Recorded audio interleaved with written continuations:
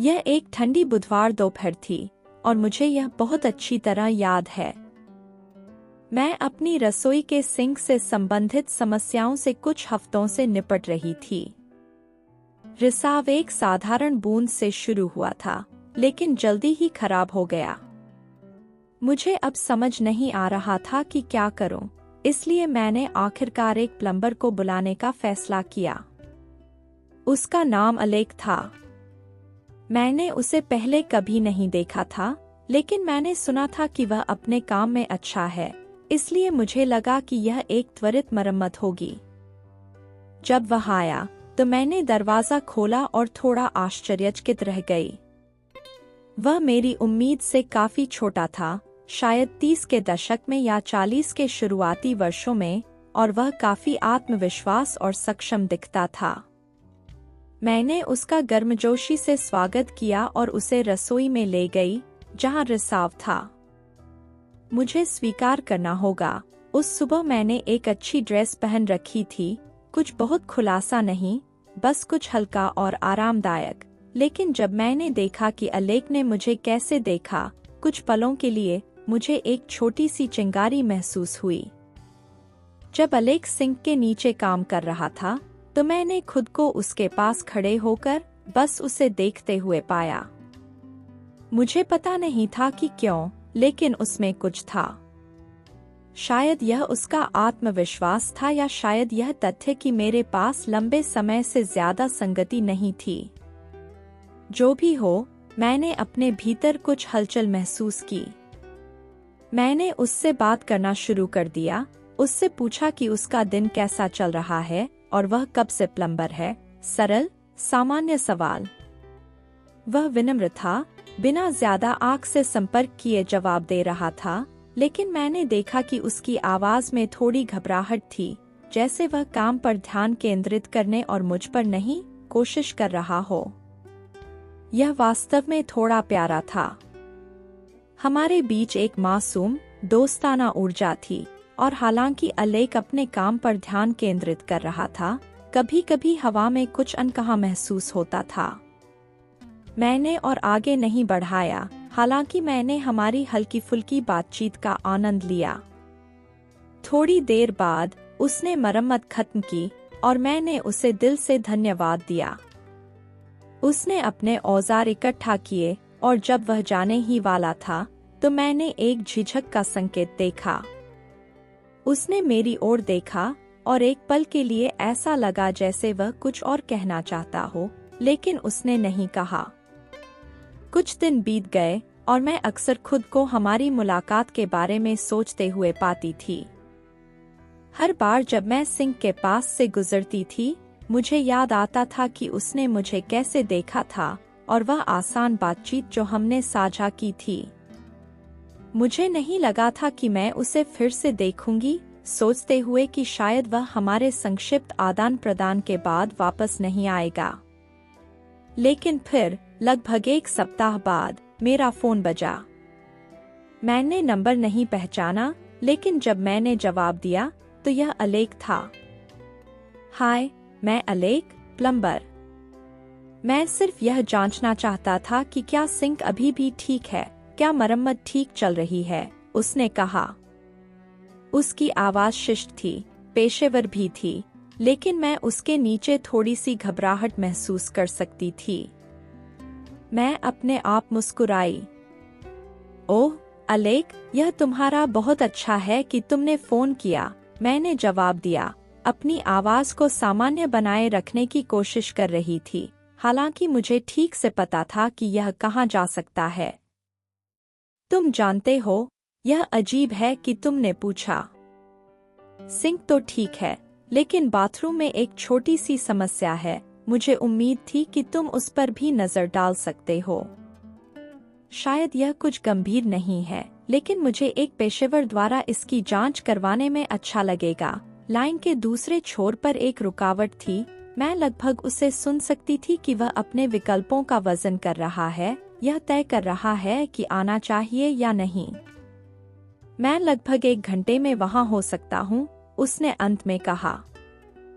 जब अलेक आया तो वह पहली बार की तुलना में स्पष्ट रूप से अधिक घबराया हुआ लग रहा था। उसकी सामान्य आत्मविश्वास अभी भी थी, लेकिन थोड़ी झिझक भी थी। मैंने उसे बाथरूम में ले जाया, जहां वास्तव में नल में एक मामूली समस्या थी। यह लीक नहीं कर रहा था, लेकिन हैंडल ढीला हो गया था। उसने इसे जांचने के लिए घुटनों के बल बैठा, इस बार पूरी तरह से काम पर ध्यान केंद्रित करते हुए, हालांकि मुझे लगा कि वह पहले से कहीं अधिक मेरी उपस्थिति से अवगत था। मैं पास में खड़ी रही, उसे काम करते हुए चुपचाप देख रही थी। हमारे बीच की हवा में अनकहे शब्दों का बोझ था, और आखिरकार मैं और अधिक नहीं झेल सकी। अलेक, मैंने धीरे से कहा, मैंने तुम्हारे बारे में सोचा है। वह एक पल के लिए रुका, उसका हाथ नल को थोड़ा और कस कर पकड़ रहा था। तुमने मेरे बारे में सोचा? उसने सावधानी से पूछा, जैसे उसे यकीन नहीं था कि पहले जो हुआ था उसे स्वीकार करना चाहिए या नहीं। मैंने सिर हिलाया, थोड़ा और पास आते हुए। तुम रुचि रखते हुए दिखाई दिए, लेकिन खुद को रोक लिया। क्यों? उसने तुरंत जवाब नहीं दिया, लेकिन मैं उसकी आंखों में संघर्ष देख सकती थी। यह सिर्फ कि मैं एक पेशेवर हूँ, उसने अंत में कहा। उसकी आवाज मुश्किल से एक फुसफुसाहट से ऊपर थी। मैंने धीरे से मुस्कुराते हुए उसे आश्वस्त करने की कोशिश की। हम दोनों वयस्क हैं, अलेक। कभी कभी खुद को छोड़ देना और पल का आनंद लेना ठीक होता है।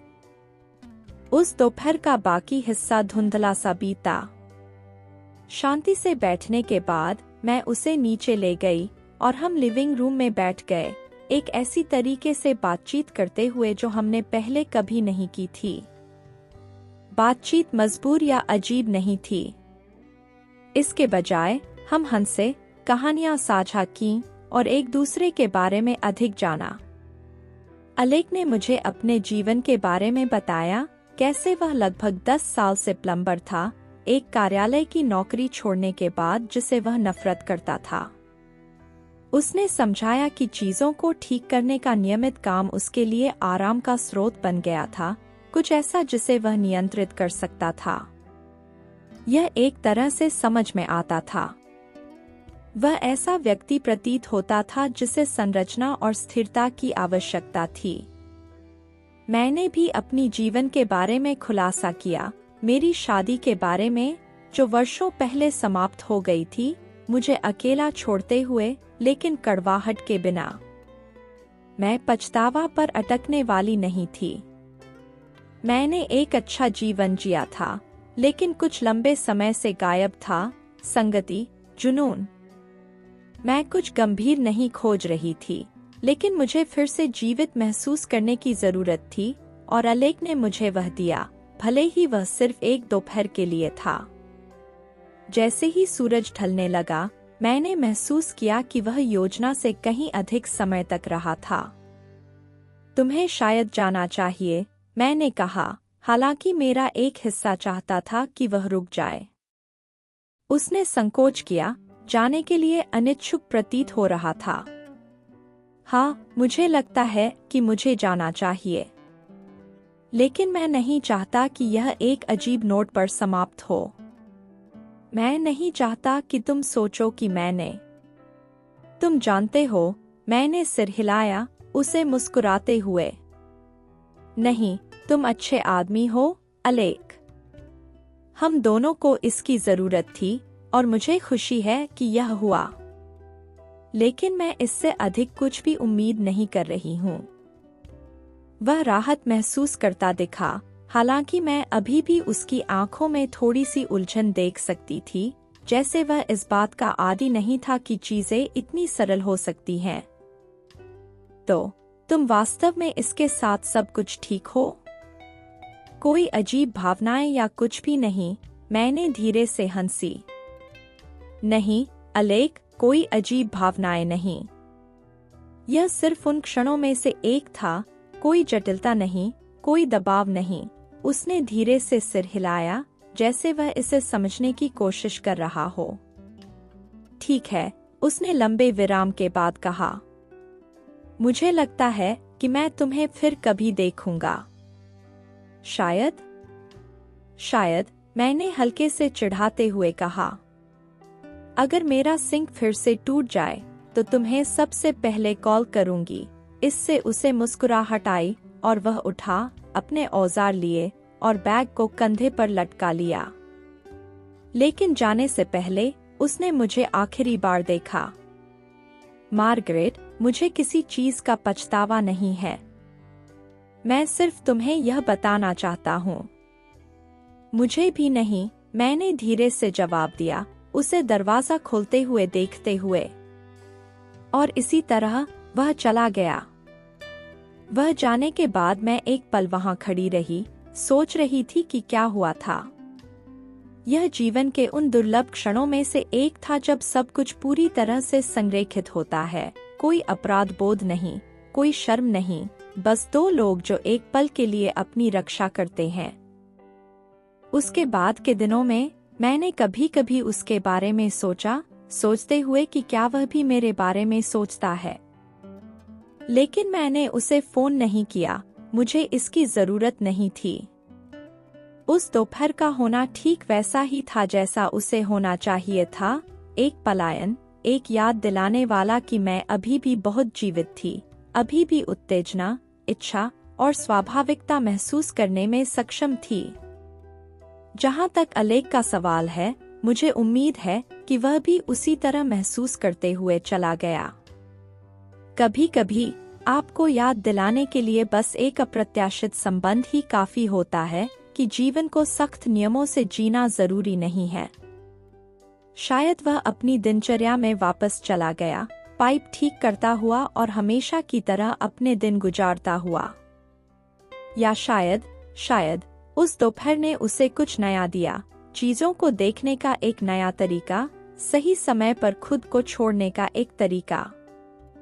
जो भी हो, मैं उसे नहीं भूलूंगी। और कौन जानता है, शायद अगली बार जब इस घर में कुछ टूटेगा तो मैं उसे बुलाऊंगी। या शायद मैं बस किस्मत को फैसला करने दूंगी।